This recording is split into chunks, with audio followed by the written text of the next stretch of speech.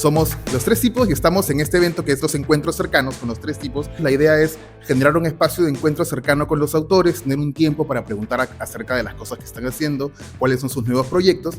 Una mención especial a uno de los cómics que se ha presentado durante estos meses, que es el cómic de Ángel y Ariana, que es El Diario del Apocalipsis en Lima. El libro que da origen a este cómic ganó el premio Luces este año. Es un gran ejemplo de un proyecto transmedia que tiene que ver con literatura de zombies, de terror, y tiene que ver con un diario. Entonces un poco la estética es alguien que está dibujando uno de estos cómics en medio de esta pandemia que plantea Ángel. Pensamos que es interesante tenerlo mapeado porque es un producto parte de un gran sistema. Así que gracias a Ángel pueden descargarlo por aquí. Vamos a dejar el QR luego para que se lo puedan descargar si quieren, es de lectura gratuita. Y eso, un abrazo Ángel por aquí desde hasta Estados Unidos que está presentando este cómic por ahí. Ahora vamos a pasar con Crudo, que es un cómic de dos grandes amigos nuestros, de Shonen y Kyle, y Raúl va a conversar con ellos acerca de cuál es el trabajo que él está haciendo con este cómic.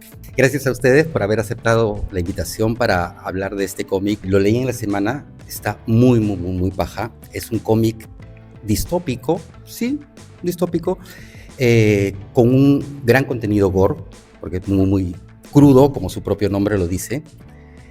Primero vamos a conversar con Shonen, que es el creador un poco del guión del cómic. ¿Cómo surgió la idea? ¿A partir de qué cosas te inspiraste para trabajar el guión para Crudo? No hay un momento de inicio único. Creo que son varias cosas que fui viendo, varias cosas que vi y la necesidad en ese momento de participar en lo que se me podía ofrecer, ¿no? Y la editorial donde estoy, que es Speedwagon, tuvo una convocatoria para hacer cuentos de terror. Entonces yo dije, ¿por qué no? Así que me puse a escribir un cuento. Yo en ese momento venía de leer un libro que se llama Los Perseguidores, que me gustó muchísimo. Si tienen la oportunidad, denle una chequeada. ¿De qué autor es? Me parece que es de José Luis Chacón. No sé si estoy diciendo bien los nombres, pero me gustó mucho la idea de...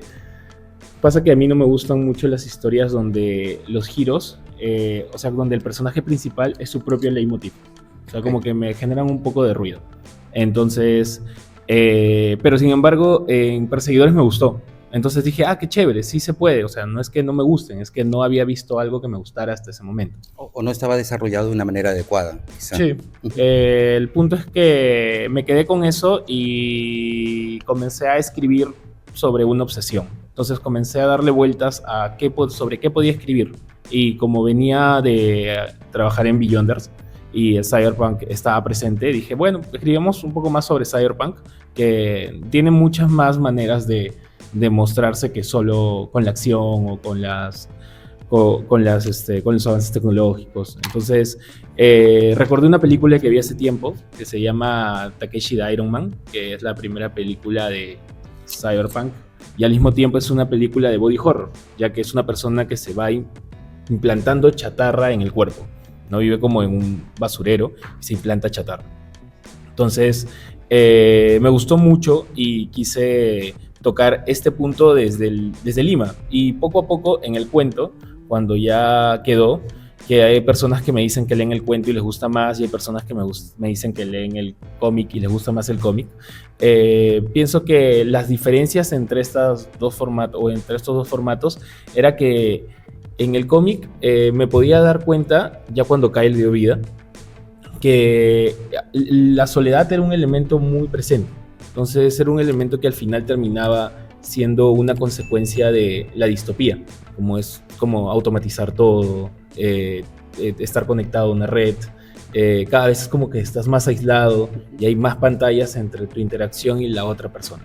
Entonces, en ese ambiente y siendo un marginado que es el protagonista, me pareció que tenía que causar terror a partir del asco, porque siento que el cine ya como que mató nuestra capacidad de asustarnos con no sé, pues con una cara que salga de la nada. Entonces dije, ok, voy a explorar el miedo desde el asco y voy a contar esto desde la marginalidad y con el objetivo de poder narrar una obsesión. Y dije, bueno, que sea una obsesión por la carne, porque al final de cuentas yo venía también de un viaje y me di cuenta de que en Perú es complicado tener vacas por el espacio.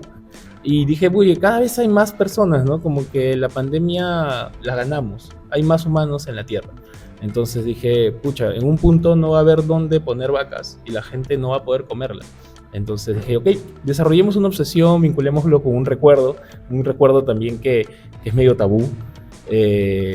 Y así nació Crudo, como una exploración un poco de la soledad, un poco de la distopía y de las referencias de tanto de libros como de películas. Claro, porque desarrolla la idea del canibalismo un poco, ¿no? Sí. Esta es una historia que se desarrolla en el año 2036, ¿me parece?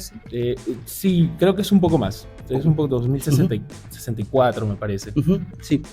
Y un poco lo que cuentas en las primeras páginas es que la gente hacía 20 años que no comía carne, Sí. ¿no? Y todos entran en euforia porque ha salido un nuevo producto que Sí. te puede imprimir carne, ¿no? Ahora, la pregunta ahora para Kyle sería, ¿cómo fue el desarrollo visual del cómic? O sea, me imagino que recibiste el guión por parte de Shonen y comenzaste a tirar un poco, a bocetear, a ver por dónde podías ir, ¿no? O sea, el tema de la elección de los colores, que todo es tremendamente impactante. O sea, los colores, si ustedes se fijan, todos son como que muy saturados, ¿no? Entonces te dan como que mucha más sensación de un poco de peligro quizá, ¿no? De amenaza. ¿Cómo fue todo el desarrollo para lograr este producto que de verdad que, chicos, está muy bueno? Claro, Shonen y yo teníamos los mismos referentes desde que nos conocimos. Ambos hemos estado dentro del mundito del terror. Y desde el principio su idea principal era demostrar eso en las páginas. El tema del color es algo que él ya tenía planeado desde un principio. Mi visión era muy distinta, era un poco más clásica y menos saturada, por así decirlo, pero él quería formar como que un choque visual a la hora de mostrar cosas, sobre todo cuando se trataba de un tema asqueroso y que chocaba bastante con el lector, ¿no? Era algo que al mismo tiempo lo veo como algo visualmente adictivo, pero al mismo tiempo que se junta bastante con la idea que tenía, que era una adicción constante con algo, ¿no? Y en este caso el tema del canibalismo era algo que desde que me lo contó, con eso ya me vendió, ¿no?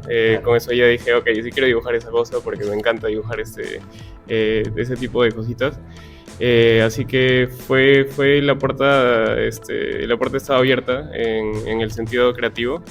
Me dio la libertad de hacer lo que quiera con todas esas imágenes y ya con el guión fue fácil volar, ¿no? Eso fue lo más fácil de hacer. Claro, porque uno, en la medida que va avanzando, leyendo el cómic, el descenso del personaje hacia su propio salvajismo es cada vez mucho más patente, ¿no? Yo creo que es algo que se expresa muy, muy bien en el desarrollo gráfico de todo, ¿no? Los elementos estos de las cucarachas son muy, muy, muy, muy bacanes, ¿no? Y los primeros planos a partes del cuerpo del protagonista. La idea del ser deformado, ¿qué es lo que hay detrás de esa idea del ser deformado? Que se va deformando o que se va degenerando, ¿no? Un poco la analogía de los bultos eran toda la tensión que él sentía, todas las cosas que no podía decir, las cosas que no terminaba de entender, puede ser la ansiedad, pero el cuerpo es una manifestación de cómo él se siente. Creo que hay algo que se llama alopecia, que te da cuando tienes demasiado estrés, te cae el pelo. Entonces ahí hay un vínculo entre cómo te sientes y cómo te ves. Entonces yo lo que hice lo que hicimos fue llevarlo hacia pues, o sea, ponerlo extremo, ¿no? Ponerlo de manera brutal para transmitir la cantidad de obsesión que el personaje principal sentía. A esto también le sumamos, porque era un poco el truco, que se buscaba que el lector no entienda si los bultos son reales o no. Entonces le sumamos un elemento que es muy presente en Lima, que todos los que han vivido en esta ciudad lo han experimentado, que es la niebla. La niebla nos acompaña creo que todo el tiempo, por lo menos gran parte del año. Entonces dije, ok, siendo niebla, siendo humedad, puede contaminarse, el aire puede contaminarse. Entonces ya si lo llevamos a un punto más dramático, la niebla, o sea, la constante exposición, puede ser radiación o a otra sustancia, puede terminar deformando el cuerpo.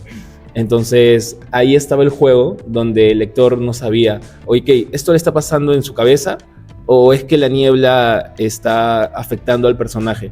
Y eso lo trabajamos con Kyle. De hecho, la niebla es algo que aparece cuando Kyle ingresa, o sea, transforma el cuento en un cómic. O sea, era un elemento que en el cuento original no estaba tan presente. No parecía el tema de esta niebla tóxica. Diría que no estaba tan presente.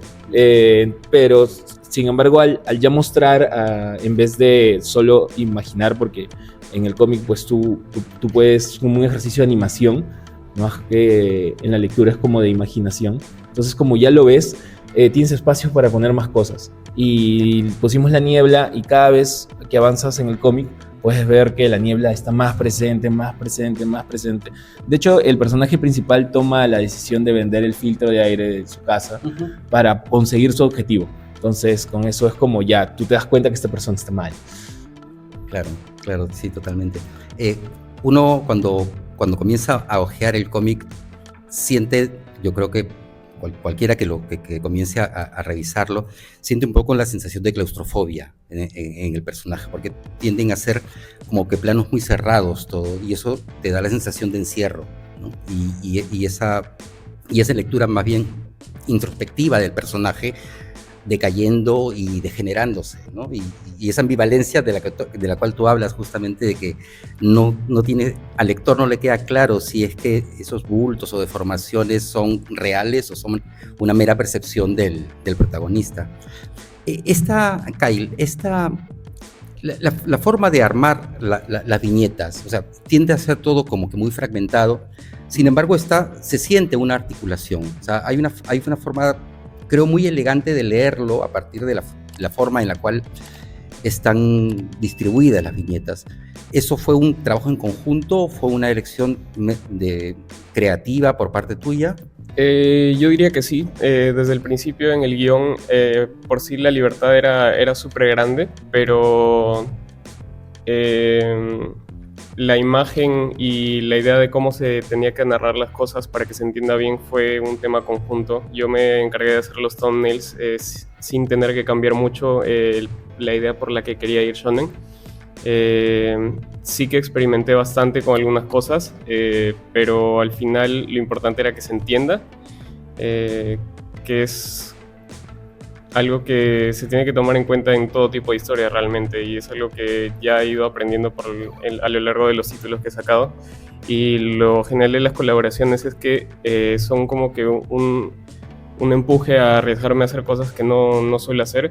En este caso fue el tema de los backgrounds. No solía hacer backgrounds en mis títulos personales, y con la historia de shonen era como que algo obligatorio, entonces tenía que salir. Para los que no conocemos mucho de cómics, el background es el fondo de la... Claro, el escenario general en este tema era súper explícito porque es una ciudad, ¿no? Es súper grande y era algo que nunca había tocado antes, entonces sí fue como que un reto súper interesante poder explorar ese tipo de cosas por primera vez, y de hecho aprendí bastante también por ese tema. De hecho, sí tuviste harta libertad creativa por parte del guionista para tratar de explorar un montón, tus propios sí.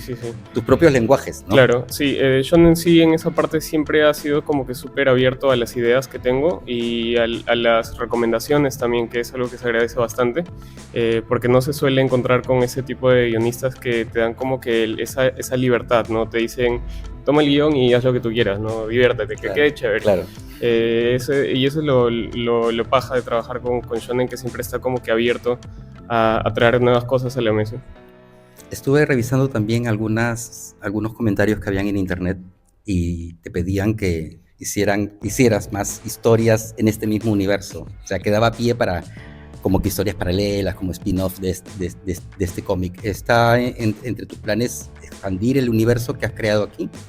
De hecho, sí. De hecho, ya creería que en el mejor de los casos mañana tendríamos como la segunda parte de... No es una segunda parte, en realidad son historias autoconclusivas. Son como historias que suceden en la ciudad, en esta ciudad futurista y podrida. Pero no están como necesariamente vinculadas del todo. Es como sería una antología. Lo chévere es que la gente lo ha recibido muy bien. Han habido gente que ha dicho que ha estado muy chévere, que han pedido más. Han habido comentarios como de, oye, esto es un espacio muy grande donde puedes contar más historias. Y con Kyle hemos aprovechado eso para seguir sacando historias, porque la verdad que En conjunto lo van a seguir haciendo. Sí, la verdad es que no imagino a otra persona dibujando por lo menos toda esta serie de títulos en esta ciudad. Aparte creo que, o sea, Kyle ya enganchó un poco con tu modo de contar la historia y ya han generado cierta sinergia, ¿no? Sí, yo creo que como guionista uno busca la visión es como cuando vas a hacer una película, buscas un director que tenga la visión para hacer esa película. Entonces, como guionista, no puedes, pienso que lo peor que puedes hacer es cerrarte y decir, no, yo quiero que sea así, porque al final estás cortando como el impulso creativo de alguien y eso es valioso. Es muy valioso porque tiene sus propias referencias, tiene su propio mundo interior. Es como si dijeras, no, ¿sabes qué? No, todas estas herramientas que tengo, no, voy a hacer lo voy a hacer más difícil. En realidad, colaborar hace que las cosas sean más sencillas y más divertidas. Porque como dice Kyle, yo he aprendido mucho con Kyle también. Kyle tiene una velocidad increíble y además que yo siempre le digo que es como el CR7 del cómic, porque cuando tú le preguntas qué viñeta más le gusta, él te dice como, bueno, la que viene es la que más me gusta, ¿no? Entonces, tío, qué gran respuesta. Claro. Así que no imagino a otra persona dibujando por lo menos toda esta serie de crudos, porque es la visión, o sea, es la visión que yo buscaba que tenga en esas historias. Además, cuando hizo al personaje principal, todo deforme, fue como, sí, así era en mi cabeza, exacto. Es como, no podrías haberlo hecho mejor. De hecho, todo está, por lo menos en los proyectos que vemos con Kyle, todo está abierto, como que nada es sagrado. Si tienes una idea más chévere de la que está planteada, vamos, dale, ¿no? O sea, volteamos el tablero. Claro, y en el fondo también termina siendo augur, ¿no? Porque tú no tienes la seguridad de que vas a conectar bien con la otra persona con la cual vas a trabajar, ¿no? Y han hecho una dinámica muy, muy paja. Yo tengo la duda, ¿y ese chanchito que aparece aquí? Estamos en campaña electoral y Ah, todo ok, esto. es por eso. No, mentira. Y ya que estamos acá en una municipalidad, En realidad es en realidad es lo van a cortar, es seguro. la marca de perdón, tenía que hacerlo. Es la marca de la empresa que trae la carne. De hecho Kyle lo planteó súper bien porque tú comienzas el cómic y esta marca vuela sobre la ciudad, como vigilando, como vigilando a la persona que está haciendo la cola debajo. Y también es como el gran hermano también. Sí, una imagen. y una clara Exacto. referencia también a Orwell, a Animals de Pink Floyd, que van un poco de lo mismo, Claro. un poco de nos están mirando. Uh-huh. ¿Dónde pueden encontrar el cómic? Ahorita en la feria, imagino, en el stand de Speedwagon, pero de allí... En realidad, hemos tenido mucha apertura a otras tiendas, así que pueden encontrarlo en la feria, tanto en Remake, como en Acabane, como en Speedwagon. Así que pueden darse una vuelta, la feria está chévere. Igual pueden escribirnos en nuestras redes. Y ya si dicen, ¿sabes qué? Demasiado trabajo, ¿lo tienes ahora? Sí, lo tengo ahora, así que pueden acercarse a mí y puedo darles una copia. ¿Algunas palabras finales? ¿Dónde pueden encontrarte en redes? ¿Cómo pueden seguir tu trabajo? Bueno, a Shonen como Lospa Miranda en Instagram y a mí como Kyle Razar también. Por ahí nos encuentran en cualquier cosita. Ahí lo vamos a poner en la descripción del video para que puedan seguirlos. De verdad, chicos, muchas gracias y está espectacular, de verdad.